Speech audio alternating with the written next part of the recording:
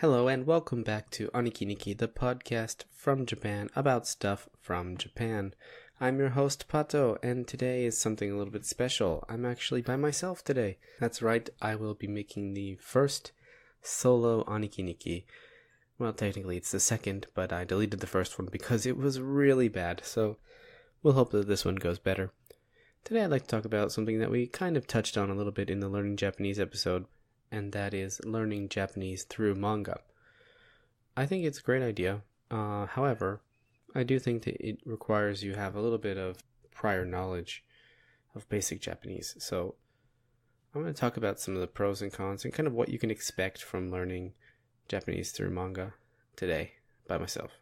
So sorry if it sucks. I hope it gives you some useful information. So anyway, let's talk about how to pick a manga to study from first. I think most important, personally, is that you like the manga. You've got to like it, or else it's just going to be slogging through it, not having fun, basically like a textbook that you're not interested in, except more pictures. So I think step one is definitely to pick something that you really like already, maybe that you've read already, either in English or otherwise. You can definitely get a lot from rereading the same thing for study. I know I've reread a lot of stuff, and I understand it a lot better the second time, or third time even sometimes. The second thing is, depending on your Japanese level, depending on what you're looking to get out of this, I think you should really pick something from like Shonen Jump, or something like that. Why? Because, to put it simply, it's geared towards a younger audience. So you get the advantage of having, for example, furigana on everything. So if you're not really good at reading kanji yet, then you have that aid there. Too much is not great because then it becomes a crutch. But it's definitely helpful in the beginning when you're just trying to get a grasp of things. When you're not really ready to remember the kanji yet, but you're just trying to build your vocabulary. That doesn't mean that you can't use something like Kaiji or Holy Land or something like that, some kind of seinen series to study. It just means it's going to be a lot harder because you're going to have to look up kanji all the time. So if you're ready for that, if you're ready to take on that challenge, that's completely fine. More power to you. Go do that. Do whatever you want. That's the important part, that you want to do it. But yeah, my recommendation would be something from Shonen Jump. Like, it could be Naruto, it could be Bleach, it could be less action-oriented.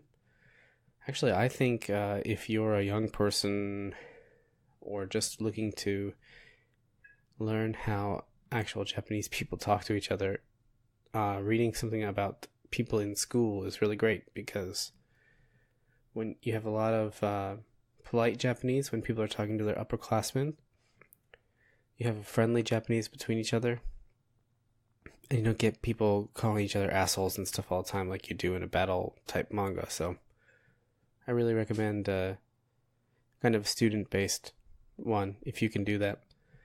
If you're interested in it. If you're not interested in it, do whatever you want. So let's kind of talk about some preparation. What do you need before you start this? Well, number one, I suggest getting a notebook, because I suggest writing down all the kanji and words that you don't know. And at the beginning, it's going to be a lot, and it's going to be really tiring, but trust me, it is worth it. I have notebooks full of vocab words, and I look at them now still, and I say, oh, wow, I can't believe I never knew all these words. And then I see some that I I completely forgot about that word. So it's definitely useful, and it also is really great because it helps you, it can help you create practice decks if you want to use Anki or a similar flashcard program. So I would definitely suggest keeping a notebook next to you. The next thing I recommend is to get on www.jdic. If you're not familiar with it, it's a online dictionary, also known as the Jim Breen Dictionary. It's really, really super awesome, because you can actually type in a sentence and it'll tell you what each word means, how to read each kanji. Or if you're doing something where it doesn't have the reading for a kanji, you can actually search for it using the radicals that it's built from instead of the Japanese dictionary style where you search for the lead radical. So that's really super helpful. I mean, if you're studying Japanese and you're not already on Gymbrain, you've been missing out, man, or lady. And the last thing you're going to need is the book itself. So, in terms of getting your book, you can do it a whole bunch of ways. Amazon has a lot of used Japanese books. If you're in New York or near New York, you can go to Kinokuniya or Book Off or the Mitsuo Marketplace in New Jersey. If you're in California, there's also Book Offs there. There's another Mitsuo there too, as well as a whole bunch of other stuff. So however you get your book, you need a book. So I'm actually going to do a little bit of translation right now. Sorry, I didn't prep it ahead of time, so if it's bad, forgive me. But, I wanted to show you what you can expect to get from translating a manga, and and also show you what kind of skill level you should be at beforehand. I think that some people think that you shouldn't do it because it's too difficult to understand, but I think if you can even just remember some words, even if you don't understand and you're having fun, I think that's all that really matters. So I'm going to start with pretty much one of my favorite manga ever. Definitely top 3. If someone were to ask me, like, all right, every manga in the world is going to disappear and you need to pick 10, what do you pick? This would definitely be one of the first ones I said. I think it's just really a fantastic story. So well written, so well drawn. Everything about it is great. So I'm going to look at Bakuman Volume 1 here. And I'm going to open up to, let's see, how about Chapter 5. It's called Toki to Kagi, so time and keys. So look at panel 1, we have Mashiro, okiro. And it's a teacher. He's saying Mashiro, which is the main character's name, and wake up. Now, if you've studied some Japanese before, you might know that this is okiru, is wake up. But this is okiro. If you've studied even a little bit more Japanese, then you'd also know that the imperative form of okiru is okite. But here he's saying okiro. This is the kind of informal command from a superior to a lower person. So you would not be able to use that to someone that's older than you, or like a upperclassman, or someone who's worked at your part-time job longer than you, or something like that. Basically the senpai. Now, if it's in your family, that's a little bit different, but in general, older people equals using respectful speech. So definitely don't be like one of those characters that is an asshole to everyone. People will stop talking to you, so. Let's go on. So panel 2, he said, Yabe, testo juu ni neteta. So here's a little bit of slang for you. Yabe is kind of slang for yabai, which is kind of general, oh crap, but also in the positive way. So, it's a really useful word, but if you were to just put in yabe into the dictionary, it wouldn't come up. You have to kind of know that means that's a slang thing. And then we had the testuchu neteta. I was sleeping during the test. The informal speech, he's just thinking it out loud, so he doesn't have to be respectful to anyone. You learn the idea of using the word inside, naka, as chu. Testo chu means to, like, during the test. Anything in chu, and that'll get you while doing something or during the something, He's also using a kind of slang form of neteta, so it should be nete imashita or nete ita, but he's cutting it down to neteta, which is pretty much, the standard in speech. But if you're just studying from the textbook, you might have some trouble with that.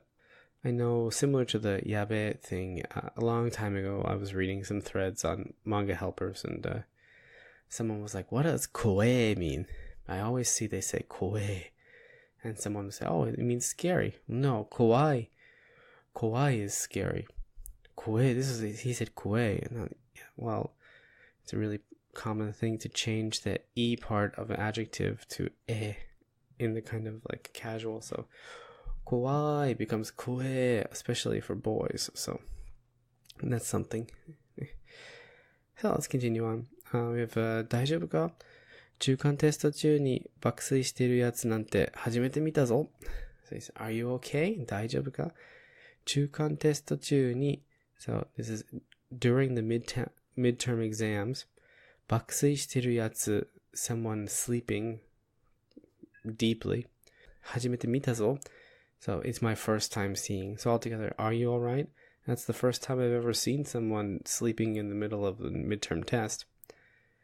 And Mashiro replies, はあ、あずきにもみんなにもどんだけ勉強したんだって思われたよな。で、テスト全然できてねえの。すげえバカって思われる。So here he's kind of saying, oh man, Azuki, who's his love interest, and everyone else is going to think I studied so hard. But I didn't do well on the test at all, and they're going to think I'm really stupid. So this part is pretty basic. I mean, if you've gotten to the, I guess the passive part here, the omowareta, means to be thought about in the passive sense. Maybe that's a little bit difficult if you haven't got there. But for the basics, I mean, this is pretty basic stuff, right? Maybe the zenzen dekite ne no or suge is a little bit difficult, but that's just like I was saying with the yabe and the koe part. Zenzen dekinai and the sugoi becomes zenzen dekine and the suge. So it's not that bad. Let's go on to the next page. And then Shujin, his friend, Akito, says, 本当に徹夜でお練習してたんだ. So he's kind of saying like, oh, you really did stay up all night practicing drawing. So, 本当に, I think, is one of the first words that most people read, which is really, and 徹夜 means, it's a special word, means to stay up all night, an all-nighter, basically. Everything else pretty much simple there. And then Mashiro replies to him, 仕事場で0時過ぎまで、また親から電話来て、家に帰って学校に来るまで. So he's gonna reply like, yeah, I was up until midnight, 0時 means 0 o'clock, at the office. And then again, after I got a call from my parents and went home until I came to school. So he's really practicing the whole time. So then he says, 登校中に頭冷えてなかったら、ペンでテスト受ける勢いだった。I mean, this kind of stuff too is, maybe he's got some difficult words, but there's not really any difficult grammar in here. He's just saying if I hadn't cooled down while I was going to school, I almost, went to take the test with my pen, my G pen, the special manga writing pen. So, I mean, you get the thing. Pokemon has a lot of text, but a lot of this is just kind of conversational stuff. So you're not really looking at anything too difficult. Let me just search for a couple pages here and see if I can find anything that would be like really difficult for someone to understand if they're not already pretty good at Japanese. Yeah, so sorry for the little silence there, but I was just looking through and I'm not really seeing too much that's difficult in terms of, if you had a dictionary, you'd be able to do it. There's a lot of that kind of really super casual stuff.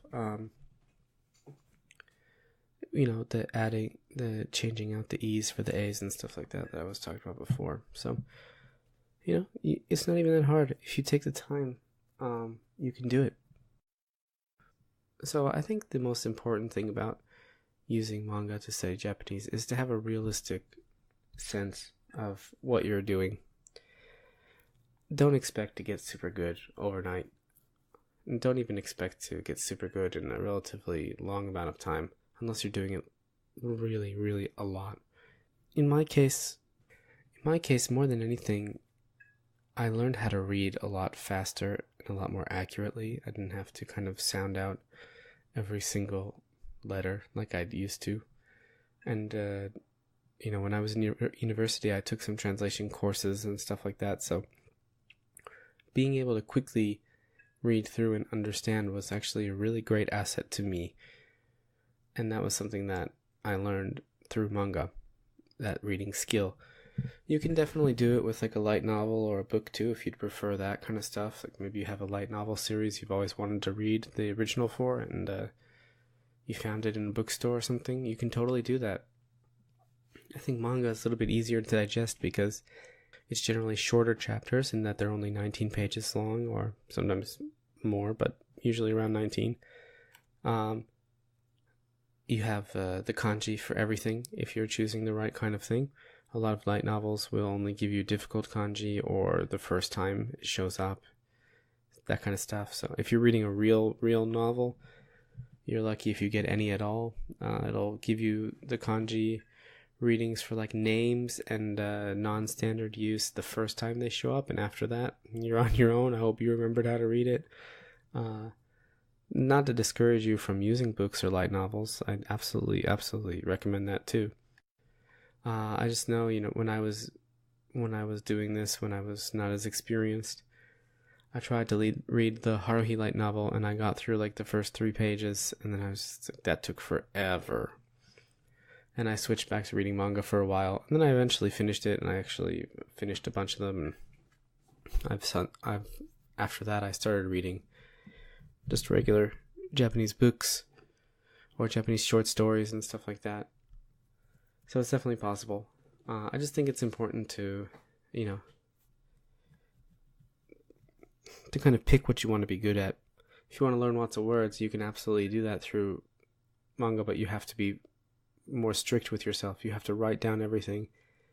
I really recommend putting it in like a program like Anki, but you have to kind of drill yourself on that, because especially if you can see the furigana every time and you can just kind of see what it means in the picture, you can remember it in the context but then not actually remember what the word means.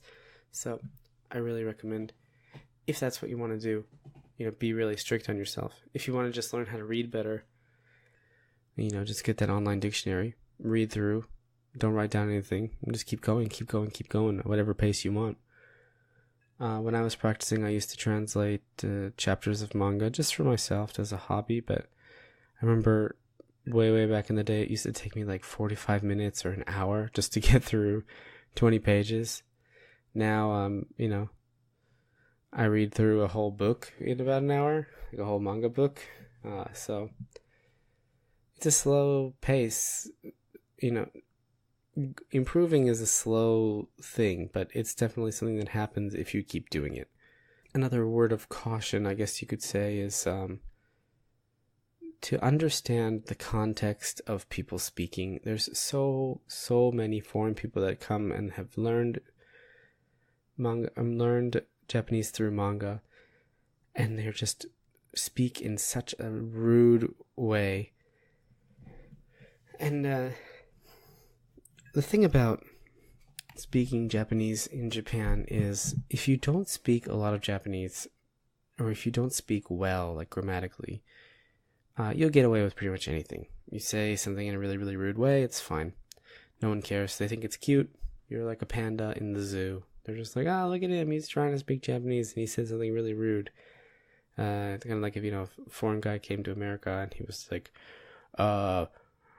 look at this fucking thing. And you're like, that guy said fucking. That's hilarious. But as your pronunciation and as your grammar gets better and better, you are allowed less and less mistakes. Now, making mistakes grammatically is not a big deal, but I'm talking about the cultural faux pas, being rude, that kind of stuff. So I really encourage you to be more polite than necessary. Listen to other people, and remember that just because someone is talking in a casual way to you doesn't always mean that you're allowed to talk in a casual way back to them. There's a lot of nuance in that kind of stuff, but you're never going to get people mad at you for speaking politely. So I really recommend that as your, basic thing. Read manga, look for polite speech, use that as much as you can. But familiarize yourself with the casual speech as well, so you know what people are saying to you. Alright, well that about wraps it up. It's been a little bit of a short episode, but, talking to myself is hard work. I usually have someone to bounce off. But I think we talked about some quality stuff today. Why don't you leave us a mail at anikinikki@gmail.com, or you can message us on Twitter or Facebook at AnikiNikkiPod. As always, if you haven't already, you can subscribe to us on Podbean and iTunes to make sure that you always have the newest Aniki Nikki waiting in your download box. We are also now on YouTube, so we need a whole bunch of subscribers before we can get a custom YouTube URL. So for now, if you just search Aniki Nikki in the search bar, it does come up, so that's good, right? If you prefer YouTube as your podcast distributor, you can definitely get on that now. Sorry it took so long. And also sorry if I flooded you with updates. Our service provider Podbean has a wonderful little option to give you automatic uploads onto YouTube, but it only supports new episodes. So rather than making all of my old episodes into videos, I decided to re-upload the episodes and then delete them, but it works. They're on YouTube now, so sorry for the wait. Alright, well that's it for Real Self. Thanks everyone for listening. Have a great day. See you next time.